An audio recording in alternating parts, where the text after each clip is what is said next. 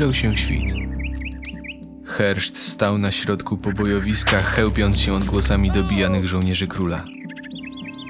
Wpatrywał się w niesionego generała, który nie zdążył odzyskać jeszcze przytomności po przegranym pojedynku ze swym odwiecznym wrogiem. Orkowie nieśli go jak upolowaną zwierzynę, trzymając za ręce i nogi. Jego legendarny miecz leżał gdzieś w gąszczu trawy. Tak niebezpieczna broń, wyrzucona, niczym zwykły kawałek złomu. W pewnym momencie za plecami Herszta rozniósł się hark wargów, prowadzonych przez 3 orkowych zwiadowców. Na ustach Nożgara pojawił się lekki uśmiech. Schował on swą broń i odwrócił się w ich stronę. Znaleźliśmy kobietę. Co z nią zrobić? Nie zabijać. Jeszcze nam się przyda. Co z mostem? Wszystko gotowe, tak jak kazałeś. Dobrze. Nie każmy Grakowi dłużej czekać. Wódz wydał rozkaz. Cała 4 ruszyła w stronę plaży pod klifem nieopodal.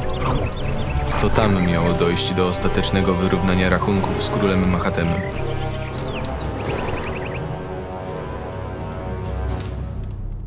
Nieświadomi niczego, ocaleni z pogromu w lesie król, kapłan Kalipto oraz 5 innych możnych biegli co sił w stronę mostu dzielącego ich od klasztoru. Wzburzona woda w rzece płynącej wzdłuż trasy ucieczki zdawała się próbować im coś przekazać. Jakby sam Beliar wiedział, jak to się skończy. Orkowi jeźdźcy wyłonili się z gęstwiny drzew. Na grzbietach swych ogarów nieuchronnie zbliżali się do uciekających, by wypełnić powierzone im zadanie. Zagłada była nieuchronna. Jeden z uciekających uzdrowicieli nie wytrzymał napięcia i mimowolnie odwrócił się. Jego wiara drastycznie osłabła, gdy ujrzał, co ich czeka. Przez most, panie! Rzeki nie przekroczą! To wzbudziło w nich nową nadzieję i dodało sił, by biec dalej i się nie poddawać. Wzniesienie, po którym biegli, powoli kończyło się, a ich oczom ukazały się 2 kamienne słupy, do których przywiązane były liny podtrzymujące drewniany most. My też nie! Co robić, mistrzu Kalipto? Co robić? Zostawcie to mnie. Tu już koniec. Koniec płochej nadziei, która dopiero co zawitała w ich sercach. Liny zostały odcięte, a odległość była zbyt wielka, by mogli przekroczyć przepaść. Będąc jeszcze w pędzie, jeden z orków rzucił swym toporem, trafiając w głowę pierwszą z ofiar.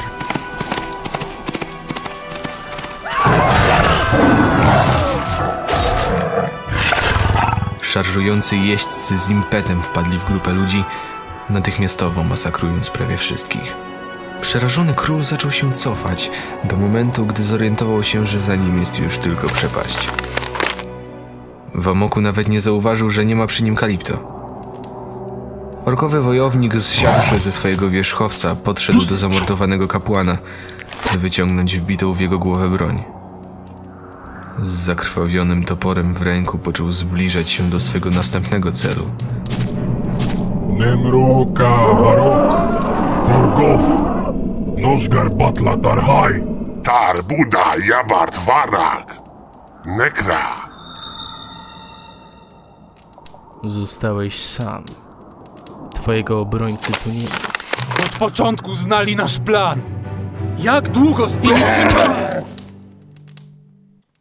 Zza horyzontu powoli wyłaniało się słońce. Na tafli oceanu odbijała się jego czerwona poświata. Związany król klęczał na piasku, otoczony przez grupę 8 orków. Ich dowódca, Graak, niecierpliwie wypatrywał Nożgara, w czasie gdy reszta naśmiewała się z jeńca. Vatar! Nagle wszyscy ucichli. Barbarzyńcy, którzy jeszcze przed chwilą otaczali ofiarę, rozbiegli się szybko, stając w szeregu. Na piasku swój pierwszy krok postawił Herszt, chroniony przez zwiadowców, którzy towarzyszyli mu w drodze na plaży. Zmierzając w kierunku swoich żołnierzy, popędzał zapłakaną księżniczkę, która zostawiała za sobą coraz większe plamy krwi. W oczach Mahatema pojawiły się łzy. Gdy tylko dołączyli do reszty, Nożgar pchnął trzymającą się za brzuch kobietę, w wyniku czego upadła tuż przy swoim ojcu. Córeczko! Ty żyjesz! Co te bestie ci zrobiły? Ono żyje. Ono musi żyć. Mahatem przyglądał jej się ze strachem w oczach, nic nie rozumiejąc. Kolejny dowód na to, jakim głupcem jesteś. Doradca, generał i własna córka, zdradzony przez najbliższych. Mahatem nie wytrzymał. Mimo skrępowanych rąk wstał z kolan, ruszając w furii na stojącego przy brzegu Kalipto. Sukin syn! Mak odsunął się bez najmniejszego wysiłku i uniknął ataku króla. Huk, jaki z tego wyniknął, wywołał jeszcze większą salwę śmiechu wśród oprawców. Szyderstwo nie było końca. Roześmiany wódz, nie czekając ani chwili dłużej, podszedł do Aidy. Chwycił ją za włosy i uniósł lekko w górę. Spoważniał. Prawą ręką powoli wyciągnął z zapasa swój miecz, przykładając go do gardła dziewczyny. Pamiętać, moja córka. Spytał Nożgar w języku ludzi.